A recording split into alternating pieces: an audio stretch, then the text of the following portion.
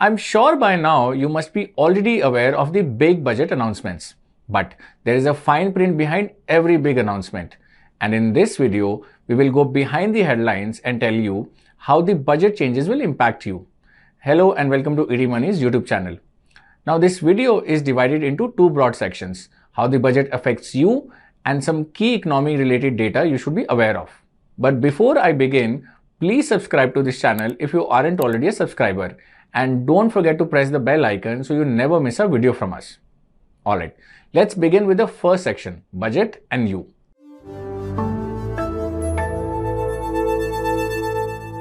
Let's take a look at the key budget provisions that directly affect you. The finance minister said that the new tax regime has been a major hit. As per the data available till now, for FY24, more than 2/3 have opted for the new personal tax regime. The union budget for FY25 has further revised the tax slabs in the new tax regime to make it even more attractive. But do note that there is no change for those who lie in the brackets above 12 lakh. They will continue to pay their tax as usual. So, it's those who are at the lower end of the income tax bracket who have been benefited by this move. But if you aren't benefited by this change, worry not.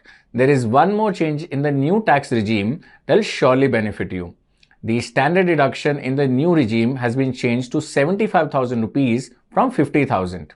So, going ahead, while calculating tax, you can straight away reduce this amount from your taxable income. Now, due to the change in the tax slabs and the standard deduction, employees opting for the new regime stand to save up to 17,500 in tax. So, after this change, it's time to reassess if the old tax regime is still more beneficial to you than the new regime. There is one more change in the new tax regime that's beneficial for pensioners. The deduction on family pension has been increased from 15,000 rupees to 25,000. Let's now see how the budget has changed taxation for you. At present, the taxation for equity, debt, real estate and gold is different. In this budget, the government has rationalized some of these. Let's take the example of mutual funds to understand how the taxation works at present. When you sell equity funds within 1 year of investments, the profits are taxed at 15%. This is known as short-term capital gains tax. However, if you sell them after 1 year, you pay long-term capital gains tax at 10% on gains exceeding 1 lakh rupees. Now, profit in some categories like debt, gold, and international funds are added to the investor's income and taxed as per their slab rates. It doesn't matter how long you have invested in them. Then there are other categories like balanced hybrid funds and multi-asset funds. If you sell them within 3 years of investments, the profits are added to your income. However, after 3 years, the taxation is 20%. In this case, there is an added benefit. Investors could adjust the gains for inflation, which lowers the taxation. This will change after the budget. For most financial assets, the long-term capital gains will be 12.5%. and short-term gains will be added to the investor's income. The government is also doing away with indexation benefit, which allows investors to adjust gains for inflation. So, this change applies to gains made on assets like real estate, physical gold, digital gold, unlisted securities, etc. This is also applicable on mutual fund categories like multi-asset, balanced hybrid and gold funds. Now, there are two exceptions here and let's discuss them one by one. First, profits made from direct stocks and equity mutual funds. Here, the short-term capital gain tax is increased from 15% to 20%. Long-term capital gains tax is hiked from 12% to 12.5%. The other exceptions are debt funds and conservative hybrid funds. Gains made from these will be added to the investor's income irrespective of the investment period. Besides this, gains originating from buybacks have been made taxable in the hands of the recipient. So far, they used to be tax-free as companies paid the tax on conducting buybacks. Also, securities transaction tax or STT on futures and options has been increased to 0.02% and 0.1% respectively from the current 0.0125% and 0.0625%. So, trading in the F&O segment is going to be more expensive now. Now, this move is supposedly aimed at cooling down the activity in the risky F&O segment, which had been attracting investors in droves amid a rising market. Next, let's talk about some changes in the NPS. First, the deduction for the employer's contribution to the NPS in the new tax regime for the private sector and public sector banks and undertakings has been increased to 14% from the current 10%. Now, what that means is that more tax savings for you if you opt for the new tax regime and have your employer contribute to your NPS account. Secondly, NPS Vatsalya, a plan for contribution by parents and guardians for minors, will be started. Once the age of maturity is attained, this NPS account can be converted into a normal NPS account. Alright, let's now move to see how budget affected gold and silver. Buying gold and silver will be cheaper now as the customs duty on them has been reduced to 6% from 15%.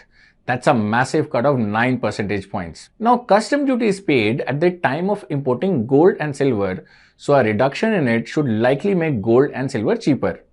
Even the custom duty on platinum has been cut to 6.4% from 15.4%. The finance minister asserted that simplifying taxation has been a major endeavor of the government. As a step in that direction, a thorough review of the Income Tax Act 1961 will be undertaken. She also loosened the rules related to reassessment of taxes. Going ahead, an assessment can be reopened beyond 3 years from the end of the assessment year only if the escaped income is 50 lakh or more. Now, this would be valid for up to maximum period of 5 years from the end of the assessment year. Even in such cases, a time limit of 6 years before the year of search as against the existing time limit of 10 years will be applicable. So these were some key announcements that affect you as an investor. Let's now move to the second part of this video to see some key economic numbers and data that will help you get a big picture of the Indian economy.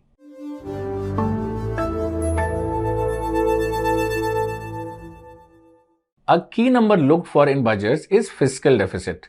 In FY25, the fiscal deficit is targeted at 4.5% of the GDP.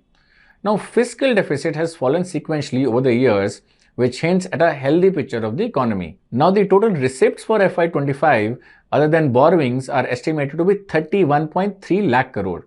The total expenditure is estimated at 48.21 lakh crore. The core inflation, which excludes food and fuel, stands at 3.1%. Another key figure is the outlay for infrastructure, which stands at 11.11 lakh crore. That's 3.4% of the GDP. The other major expenditures for FY25 are in the table on your screen. Let's now briefly talk about some other aspects of the budget.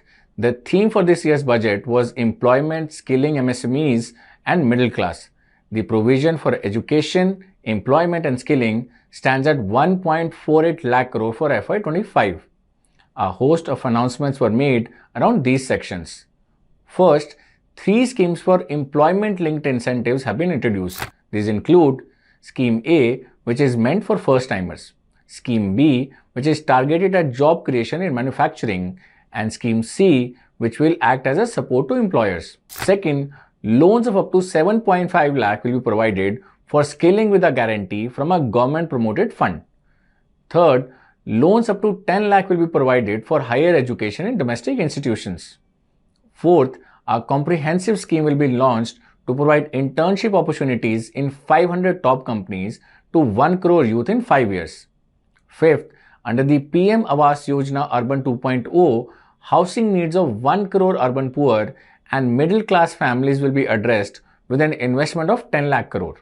Apart from this, policies and regulations for efficient and transparent rental housing markets with enhanced availability will also be put in place. The budget also outlined 9 priorities for generating ample opportunities for all: productivity and resilience in agriculture, employment and scaling, and so on.